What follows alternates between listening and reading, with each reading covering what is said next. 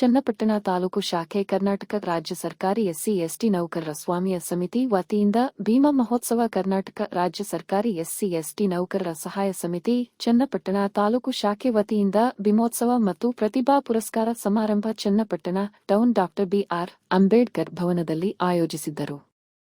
ಈ ಕಾರ್ಯಕ್ರಮಕ್ಕೆ ಮುಂಬೈ ಬಿಆರ್ ಅಂಬೇಡ್ಕರ್ ರವರ ಮೊಮ್ಮಗಳು ಆಯುಷ್ಮತಿ ರಮಾ ಅಂಬೇಡ್ಕರ್ ಅವರು ಮತ್ತು ಇತರೆ ಗಣ್ಯರು ಹಾಗೂ ಸಮಿತಿಯ ಪದಾಧಿಕಾರಿಗಳು ಉಪಸ್ಥಿತಿಯಲ್ಲಿ ಕಾರ್ಯಕ್ರಮವನ್ನು ಉದ್ಘಾಟಿಸಿದರು. ಇದೇ ಸಂದರ್ಭದಲ್ಲಿ 25-26ನೇ ಸಾಲಿನ ಎಸ್ಎಲ್ಸಿ ಮತ್ತು ಪಿಯುಸಿಯಲ್ಲಿ ಅಧಿಕ ಅಂಕ ಪಡೆದ ಪ್ರತಿಭಾವಂತ ವಿದ್ಯಾರ್ಥಿಗಳಿಗೆ ಮತ್ತು ಪ್ರಬಂಧ ಸ್ಪರ್ಧೆಯಲ್ಲಿ ವಿಜೇತರಿಗೆ ವಿದ್ಯಾರ್ಥಿಗಳಿಗೆ ಪ್ರತಿಭಾ ಪುರಸ್ಕಾರ ಸಮಿತಿಯಿಂದ ವಿತರಿಸಲಾಯಿತು. ಇವತ್ತು ನಾವೆಲ್ಲರೂ ಕೂಡ ಕರ್ನಾಟಕ ರಾಜ್ಯ ಸರ್ಕಾರಿ ಎಸ್ಸಿ ಎಸ್ಟಿ ನೌಕರರ ಸಮನ್ವಯ ಸಮಿತಿ ಕೇಂದ್ರ ಸಮಿತಿಯ ನನ್ನ ಎಲ್ಲ ಪದಾಧಿಕಾರಿಗಳು ಚನ್ನಪಟ್ಟಣದ ಅಂಬೇಡ್ಕರ್ ಭವನದಲ್ಲಿದ್ದೀವಿ. ಇವತ್ತು ಬಹಳ ಕಣ್ತುಂಬುವಂಥ ಒಂದು ಅದ್ಭುತವಾದ ಕಾರ್ಯಕ್ರಮವನ್ನು ನೋಡಿ ಕೇಂದ್ರ ಸಮಿತಿಗೆ ಭಾಳ ಸಂತೋಷ ಆಗಿದೆ.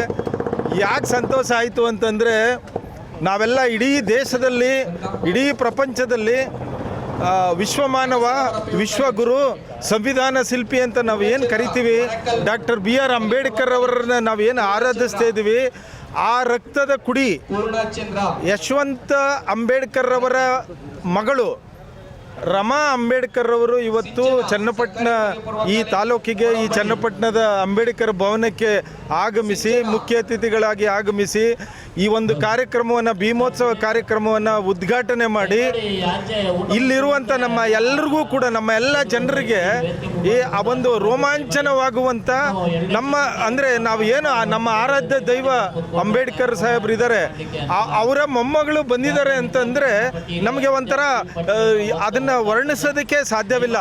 ಆ ರೀತಿಯ ಒಂದು ರೋಮಾಂಚನ ಮತ್ತು ಅಭಿಮಾನ ಭಕ್ತಿ ಎಲ್ಲವೂ ಕೂಡ ಉಕ್ಕಿ ಬರುವಂಥ ಸಂದರ್ಭದಲ್ಲಿ ಈ ಕಾರ್ಯಕ್ರಮವನ್ನು ಯಶಸ್ವಿಗೊಳಿಸಿಕೊಟ್ಟಿದ್ದಾರೆ.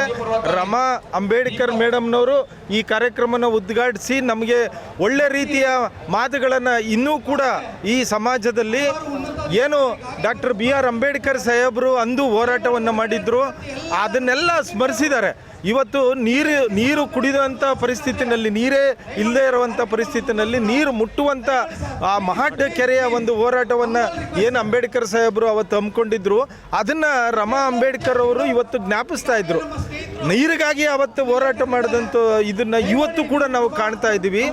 ನಮ್ಮಂಥ ಹಳ್ಳಿಯ ಜನ ನಮ್ಮ ವಿದ್ಯಾರ್ಥಿಗಳಿಗೆ ಸ್ಕಾಲರ್ಶಿಪ್ ಇಲ್ಲ, ಸ್ಕಾಲರ್ಶಿಪ್ ನಿಲ್ಲಿಸ್ತಾ ಇದ್ದಾರೆ. ನಮ್ಮ ವಿದ್ಯಾರ್ಥಿಗಳಿಗೆ ರಿಸರ್ವೇಷನ್ನ ನಿಲ್ಲಿಸ್ತಾ ಇದ್ದಾರೆ. ನಮ್ಮ ಶಿಕ್ಷಣವೇ ಮುಖ್ಯ ಅಂತ ಅಂಬೇಡ್ಕರ್ ಸಾಹೇಬರು ಹೇಳಿದ್ರು. ಆದರೆ ಈಗ ಶಿಕ್ಷಣ ಕೊಡೋದಕ್ಕೂ ಕೂಡ ನಮ್ಮ ಜನಾಂಗಕ್ಕೆ ನಮ್ಮ ಸಮುದಾಯಕ್ಕೆ ಶಿಕ್ಷಣ ಕೊಡೋದನ್ನು ಮೀಸಲಾತಿ ಅಂತ ಏನಿತ್ತು ಅದನ್ನು ತೆಗೆದ್ರ ಮೂಲಕ ಶಿಕ್ಷಣಕ್ಕೂ ಕೂಡ ಅಡ್ಡಿಪಡಿಸ್ತಾ ಇದ್ದಾರೆ. ಮತ್ತು ಸರ್ಕಾರಿ ಶಾಲೆಗಳನ್ನು ಮುಚ್ಚುವಂಥ ಪರಿಸ್ಥಿತಿ ಉದ್ಭವ ಆಗ್ತಾ ಇದೆ. ಸರ್ಕಾರಿ ಶಾಲೆಯನ್ನೇ ನಂಬಿದಂಥ ನಮ್ಮ ಸಮುದಾಯ ಇವತ್ತು ಸರ್ಕಾರಿ ಶಾಲೆಗಳಲ್ಲಿ ನಮ್ಮ ವಿದ್ಯಾರ್ಥಿಗಳನ್ನ ಪ್ರವೇಶ ಮಾಡೋದಕ್ಕೆ ಆ ಸರ್ಕಾರಿ ಶಾಲೆಗಳನ್ನೇ ರದ್ದು ಮಾಡೋದ್ರ ಮೂಲಕ ಖಾಸಗಿ ಶಾಲೆಗಳಿಗೆ ಅನುಮತಿ ಕೊಡ್ತಾ ಇದ್ದಾರೆ. ಖಾಸಗಿ ಶಾಲೆಗಳಲ್ಲಿ ಮೀಸಲಾತಿನ ತೆಗೆದುಹಾಕಿದ್ದಾರೆ. ಹಾಗಾಗಿ ನಮ್ಮ ಸಮುದಾಯ ಖಾಸಗಿ ಶಾಲೆಗಳಲ್ಲಿ ಶಿಕ್ಷಣ ಪಡೆಯೋದು ಒಂಥರ ಮರೀಚಿಕೆ ಆಗಿದೆ. ಸೊ ಈಗ ಮತ್ತೆ ನಾವು ಅಂಬೇಡ್ಕರ್ ಏನು ಆವತ್ತು ಹೋರಾಟ ಮಾಡಿದ್ರು ಆ ಹೋರಾಟಕ್ಕೆ ನಮ್ಮ ಸಮುದಾಯ ವಾಪಸ್ ಹೋಗಬೇಕಾಗಿದೆ. ಇಂಥ ಪರಿಸ್ಥಿತಿ ಉದ್ಭವ ಆಗ್ತಿದೆ ಅಂತ ಹೇಳಿ ಆಯುಷ್ಮತಿ ರಮಾ ಅಂಬೇಡ್ಕರ್ ಅವರು ಇವತ್ತಿನ ಸಮಾರಂಭದಲ್ಲಿ ಹೇಳಿ ನಮಗೆಲ್ಲ ಕಣ್ತೆರೆಸಿದ್ದಾರೆ, ನಮಗೆ ಹೋರಾಟಕ್ಕೆ ಸಿದ್ಧಗೊಳಿಸಿದ್ದಾರೆ. ನಾವು ಈಗ ಶಿಕ್ಷಣದಲ್ಲಿ ಮೀಸಲಾತಿಗೋಸ್ಕರ ಹೋರಾಟ ಮಾಡಬೇಕಾಗಿದೆ. ಸರ್ಕಾರಿ ಶಾಲೆಗಳನ್ನು ಉಳಿಸುವಂಥ ಒಂದು ಹೋರಾಟ ಮಾಡಬೇಕಾಗಿದೆ. ಸರ್ಕಾರಿ ಶಾಲೆಗಳು, ಸರ್ಕಾರಿ ಕಾಲೇಜುಗಳು, ಸರ್ಕಾರಿ ವಿಶ್ವವಿದ್ಯಾಲಯಗಳನ್ನು ಹೆಚ್ಚುವತ್ತ ನಮ್ಮ ಹೋರಾಟವನ್ನು ಮಾಡಬೇಕಾಗುವಂಥ ಪರಿಸ್ಥಿತಿ ಉದ್ಭವ ಆಗಿದೆ.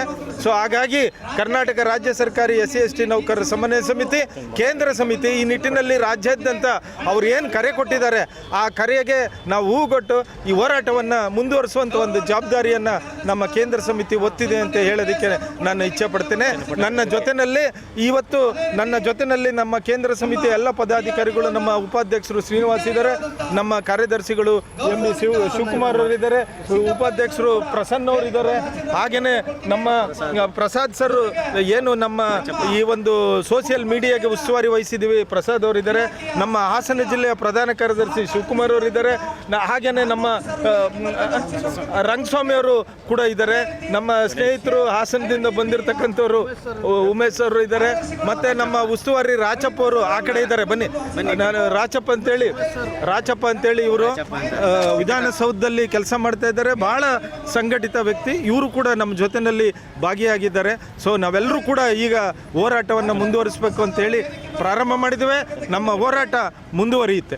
ಜೈ ಭೀಮ್.